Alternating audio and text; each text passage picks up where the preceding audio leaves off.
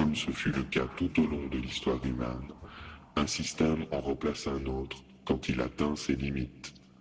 Ce dont nous avons besoin, ce n'est pas seulement d'une révolution économique, mais également d'une révolution psychologique, d'un basculement des valeurs qui mènera à un changement de paradigme vers une société où l'égalité prendra un sens réel.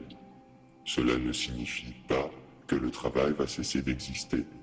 Une société sans activité ne peut pas être viable. Nous avons besoin localement d'une activité humaine, mais qui ne soit pas basée sur l'endettement, la croissance à tout prix ou le consumérisme. L'activité humaine est essentielle, mais il semble évident qu'une partie de cette activité aujourd'hui est contre-productive en raison de la pression sociale et environnementale qu'elle occasionne. S'il y a une leçon à retenir de cette histoire, c'est de ne pas stigmatiser les individus en marge de la société de consommation, comme les pauvres ou les inactifs, car pragmatiquement, leur impact social et environnemental est bien moindre qu'un consommateur lambda. Il faut aussi comprendre que pour chaque emploi inutile ou nuisible que nous exerçons, c'est la collectivité qui en supporte le coût indirect. Les modes de vie simples et locaux, collectifs ou non, ne doivent pas être stigmatisés, car nous savons désormais qu'être trop productif n'est pas synonyme de bonheur, et que la fin du pétrole va de toute manière ralentir et relocaliser notre existence. La société de demain devra prendre en compte les besoins de la majorité avant les plaisirs d'une minorité, au risque d'essuyer une crise sociale d'envergure mondiale. Pour y arriver, nul besoin d'une dictature. Le changement est en chacun de nous. Nous qui allons à notre tour montrer l'exemple, en passant l'information, en sortant nos amis ou notre entourage de leur torpeur. Le mouvement est déjà en marche. Nombre d'entre vous, dans les marges de la société, créent le changement, s'investissent dans des associations, informent leur entourage de la réalité, construisent leur autonomie, objectent la croissance, adoptent la simplicité volontaire ou favorisent la production locale des ressources. Gandhi disait, pour changer le monde, il faut se changer soi-même. Ainsi, nous ne pouvons envisager de changement sans à la fois remettre en question notre manière de penser, notre manière de consommer et notre manière de travailler. Pour un avenir serein. Merci.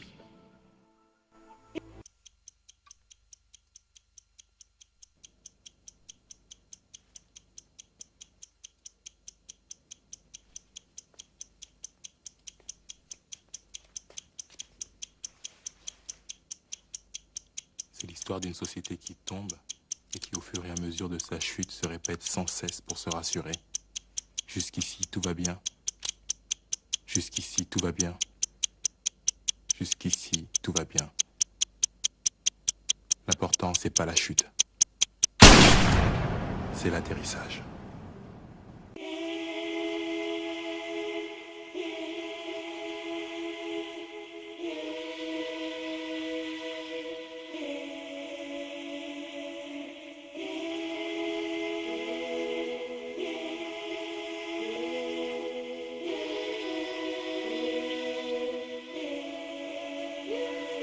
Seigneur, aide mes pensées à raisonner correctement. Ce monde veut m'enseigner la peur et de A à Z me ment. Je te cherche à mon âme en essayant de la connaître. Ma mémoire veut accroître mon mal en insoufflant sur ma comète. Plus j'avance, plus j'affronte mes résidus tristes. Je me retrouve à lutter contre mes pulsions autodestructrices. Oh mon Dieu, Seigneur des seigneurs, roi des rois, éternel créateur. Tes commandements seront mes lois. Parle à mon âme, envoie-moi un ange quand je me perds. Un signe, un présage, des éclats de pétales dans leur jeu de pierre. Du libre arbitre, mon espèce retournée vers le démon. Et mon espèce me dit folle lorsque ce fait je le dénonce. X siècles de torture, le cérébral spécule ordure. Le matériel n'est qu'illusion, la connaissance, la vraie fortune n'ont pas leur connaissance tordue. Mais l'immuable que rien ne rond.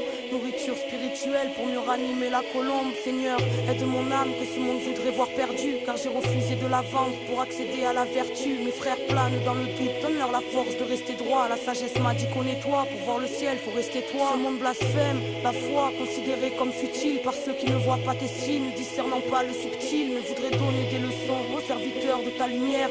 Ceux qui savent que demain sera sûrement ce qu'on a vu hier. Je ne suis qu'une âme égarée, mais réceptive à ton amour. Alors je t'en prie, éclaire-moi, ce monde veut me mettre dans un moule. Se fout pas mal de nos désirs, c'est du cœur, pas de l'ego. Alors j'agis avec amour pour me l'entendre dans ton écho. Seigneur, sonne ma colère, elle est la faille de tous mes mots. J'ai trop mémorisé le mal et elle ressurgit dans mes mots. Accepte mon humble repenti sur la route que j'arpente. Reste près de mon âme, je t'en prie, comme lorsque je remontais la pente. Seigneur, guide mes pas, peu importe ce qu'il advienne. Donne-moi la force d'avoir la foi chaque jour plus que la veille. Réchauffe le cœur de ceux qui souffrent, toi qui souffles la vie. Que ton soleil puisse éclairer nos lunes quand s'ouvre la nuit. Réconforte de ton amour l'enfant seul et malheureux. Protège ces peuples courageux qui survivent les larmes aux yeux. Guide mon espèce à faire la paix avec la création, à faire la paix avec les siens et à chasser l'aliénation. Seigneur, fais comprendre à l'homme que son prochain est son frère, que toutes nos cultures différentes sur le globe sont une richesse. L'homme s'est construit un monde inhumain, écrasant les gens simples. Éclaire le cœur de nos bourreaux pour qu'ils puissent devenir humbles, qu'ils puissent voir avec le cœur, pas avec l'ego ni la tête, afin de plus jamais oublier qu'on est les gardiens de la terre. Que le poids de nos karmas redevienne plume